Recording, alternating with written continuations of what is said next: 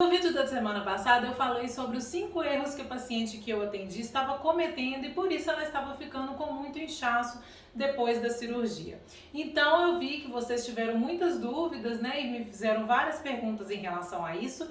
Então hoje eu vou falar sobre as 5 dicas que você pode fazer para ajudar em toda essa questão do inchaço, né, para que você tenha aí um resultado melhor e mais rápido da sua cirurgia. Bem-vindos a mais um vídeo aqui do VCP. Eu sou Juliana Oliveira, sou fisioterapeuta e nutricionista e atuo há mais de 15 anos acompanhando pacientes que passaram pelo processo da cirurgia plástica. Uma reclamação muito comum de pessoas que fizeram a cirurgia é que às vezes demora muito para ter uma melhora do inchaço, tanto na região abdominal quanto também, né, o inchaço geral mesmo após o procedimento. Então, muitas vezes o que falta também são orientações na parte de alimentação que vão ajudar nesse processo.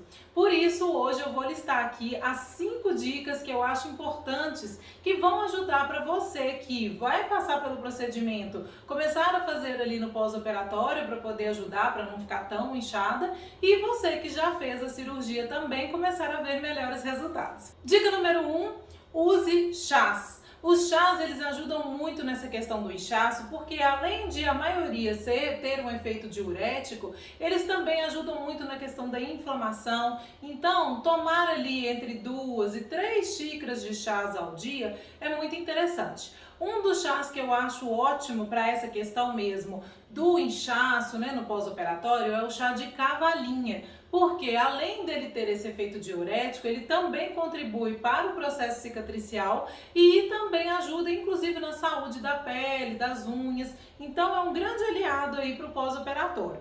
É claro que não são todos os chás que a gente pode utilizar, depende da fase do processo cicatricial que você está. Eu explico isso com bastante detalhe lá no programa NutriPlástico, porque é uma dúvida que as pessoas têm. Tem chás que a gente não pode usar antes da cirurgia, tem outros que a gente não pode usar depois. Então é importante você conhecer tudo isso. Mas o chá de cavalinha é um chá seguro para se usar durante todo esse processo. Dica 2. Usar temperos naturais.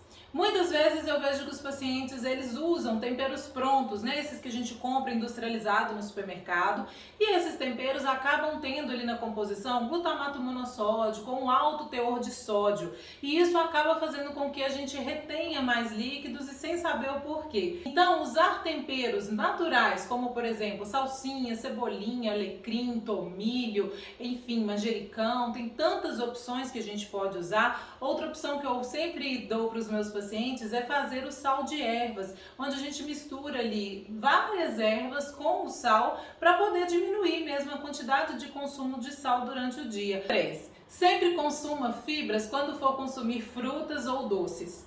As frutas, elas têm que estar presentes na nossa alimentação, né? Porém, tem algumas frutas que têm um índice glicêmico maior, ou seja, quando a gente ingere, o açúcar presente ali naquela fruta, ele é absorvido rapidamente.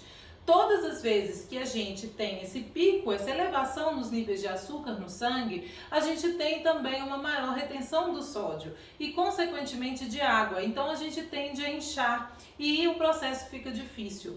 Então, é sempre interessante para frear um pouquinho a absorção desse açúcar da fruta ou de alguma preparação mais doce, usar então fibras, porque elas vão realmente diminuir a velocidade dessa absorção.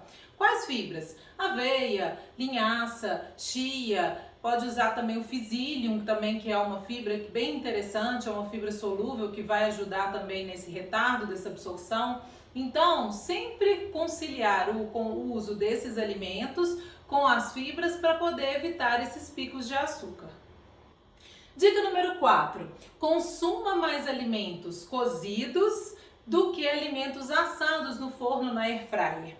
A forma como a gente faz o nosso alimento, né, a forma como a gente escolhe ali preparar, vai mudar diretamente a velocidade de absorção desse alimento. Por exemplo, a gente tem ali a batata doce, né? A batata doce, se ela for preparada na forma cozida, ela vai ter um índice glicêmico 46, ou seja, a velocidade de absorção do amido, né, que é o açúcar que contém ali na batata doce, é um pouco mais lento. Ele é um valor 46, que é considerado um índice glicêmico moderado. Já, se você pega essa mesma batata doce e coloca ela no forno para assar, esse processo de calor, né, esse calor seco, vai desidratar a batata e fazer com que o amido presente nela seja quebrado e absorvido de uma forma muito mais rápida pelo nosso organismo. Então, o índice glicêmico da batata doce assada muda em relação à batata doce cozida. Para você ter uma ideia, o índice glicêmico da batata doce assada é 94, considerado um índice glicêmico alto, ou seja, vai haver ali um pico de açúcar no sangue no momento que você consome essa batata. Por isso que é importante a gente entender essa forma de preparo dos alimentos, porque do contrário, às vezes você está inchando sem saber o porquê, sendo que você está comendo ali alimentos saudáveis. Porém, eu vejo os pacientes mesmo, eles vão me mandando, né, fotos do prato que eles estão consumindo lá no programa NutriPlast, e aí eu tenho que chamar a atenção, porque as pessoas ficam ali comendo muitos chips de batata doce, chips de beterraba, chips de batata, e achando que os chips tem as mesmas vantagens, né, as mesmas propriedades de uma batata doce cozida, por exemplo. Não é, tá, gente? Então tem que ter cuidado com a forma do preparo que você escolhe, porque isso vai influenciar diretamente. Se você tem ali picos de açúcar, como eu falei, você tende a inchar mais por causa da retenção de sódio, e aí você às vezes não entende o porquê que não está tendo o resultado que você gostaria. Dica número 5, consuma mais alimentos germinados. O que são os alimentos germinados, né? Geralmente, as leguminosas, como feijão, grão de bico, lentilha, são alimentos que muitas pessoas têm dificuldade em digerir, né? Sentem ali depois que consomem, que ficam com, né, o abdômen mais distendido, uma produção maior de gases. E mesmo fazendo todo o processo de demolho, de cozimento correto, ainda assim sentem esses efeitos. Então, se você sente isso, é interessante você comer esses alimentos na forma de broto. Por exemplo, o feijão, hoje é comum a gente encontrar no supermercado, né, o broto do feijão. Então, é um ótimo alimento para se consumir. Ou então, o broto de bambu também a gente encontra. E a gente pode também fazer a germinação em casa.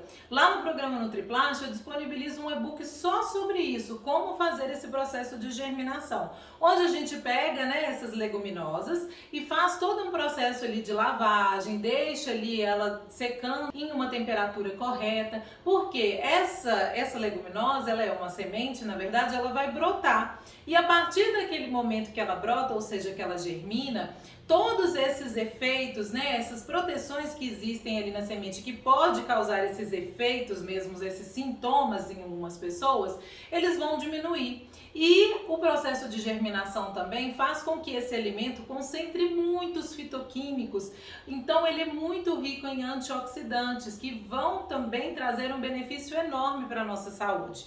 Então, além de deixar o processo digestivo muito mais fácil, os germinados também vão ser ótimos aliados para a nossa cicatrização e para a nossa recuperação. Bom, eu espero que essas dicas tenham ajudado, né? Me conta aqui nos comentários se você já conhecia essas formas, se você já aplica algumas dessas dicas que eu falei, que eu vou adorar saber. E se ficou ainda alguma dúvida, também não deixe de perguntar. Não esqueça de compartilhar esse vídeo com as pessoas que vão fazer cirurgia plástica ou fizeram e podem estar aí tendo dúvidas, sem entender o porquê que fica com esse inchaço tão persistente, mesmo depois de meses aí depois da cirurgia, tá bom? Um beijo, até o próximo vídeo. Tchau!